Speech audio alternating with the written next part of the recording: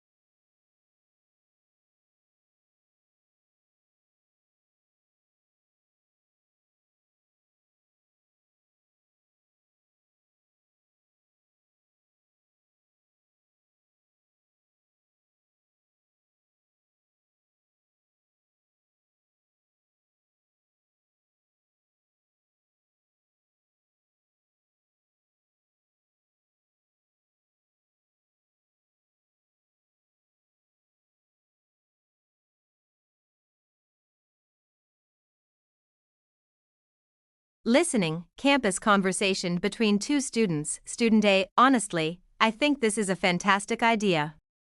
Giving back to the community is important, and now everyone will have the chance to contribute. Student B, I get why you'd feel that way, but what about students who already have packed schedules?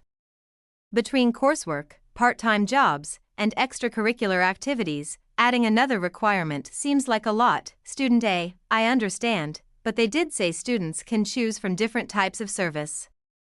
If someone is really busy, they could do an online volunteering project instead of something in person. Student B, that's true, but I still don't think it's fair to make it mandatory.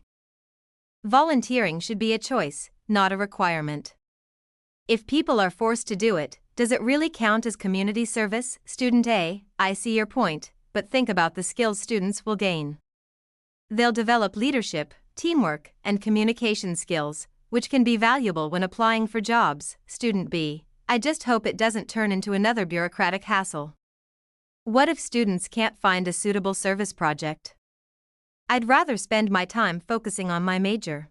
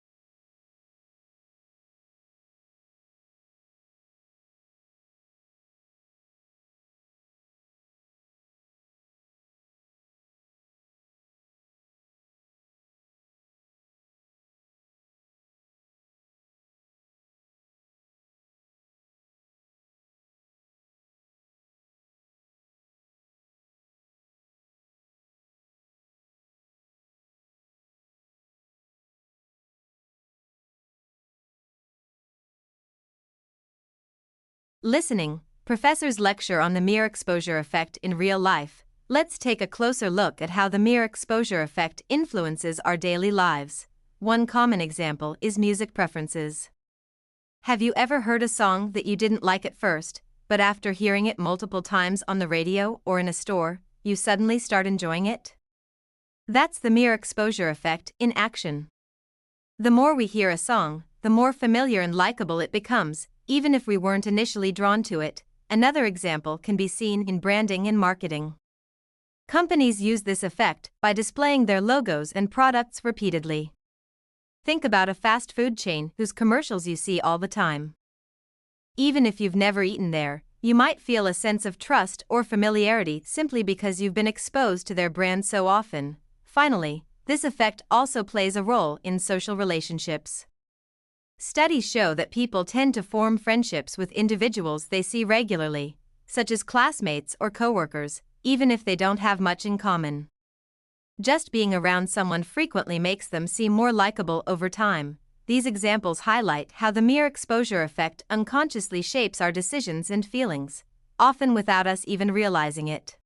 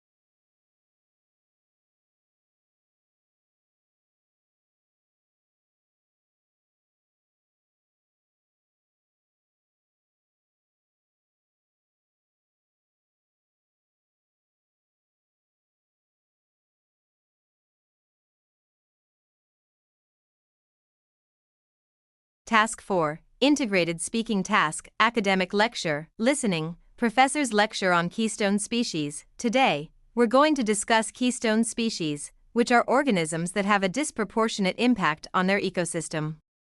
These species play a crucial role in maintaining the balance of their environment, and without them, entire ecosystems could collapse. Let's start with sea otters. In coastal ecosystems, sea otters help control the population of sea urchins, which feed on kelp. If sea otters disappear, sea urchins reproduce rapidly, destroying kelp forests. Since kelp provides shelter and food for many marine organisms, its loss affects the entire ecosystem. Next, let's look at wolves in Yellowstone National Park. For decades, wolves were absent from the park due to hunting, which led to an overpopulation of deer. With fewer predators, deer fed excessively on vegetation, leading to soil erosion and habitat destruction. When wolves were reintroduced, they controlled deer populations, allowing forests and grasslands to recover, benefiting other species. Finally, we have beavers, known as ecosystem engineers. Beavers build dams that create wetlands, providing habitat for fish, birds, and amphibians. Their activity also helps regulate water flow, preventing floods and maintaining stable water levels. If beavers were removed, these wetland ecosystems would deteriorate, leading to loss of biodiversity. These examples show how keystone species influence not just one or two organisms, but entire ecosystems. That's why conservation efforts often focus on protecting keystone species to ensure environmental stability.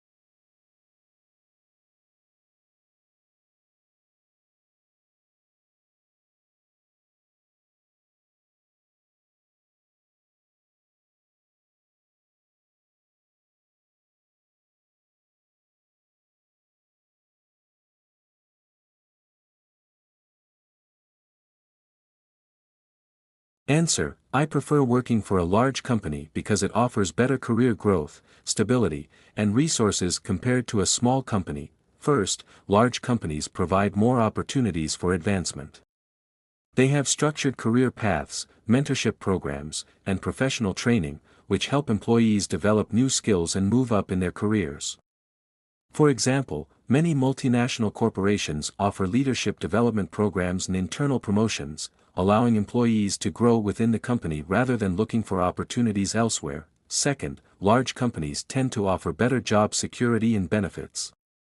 They usually provide competitive salaries, health insurance, retirement plans, and other perks that small companies may struggle to afford.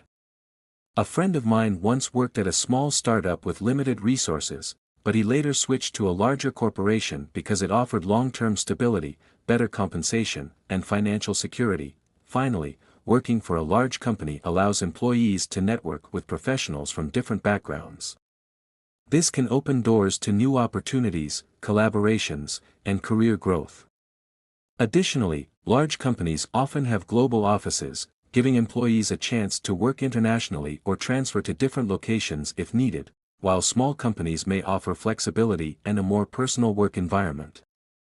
I believe the long-term benefits of working for a large company, including career development, financial security, and networking opportunities, make it the better choice.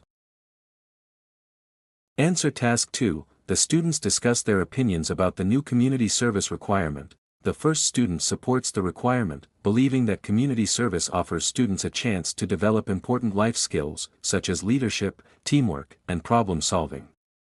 They argue that by engaging with the community, students become more empathetic and socially responsible, which helps them grow as individuals. Additionally, they feel that community service can enhance students' resumes and make them more competitive for future job opportunities or college applications.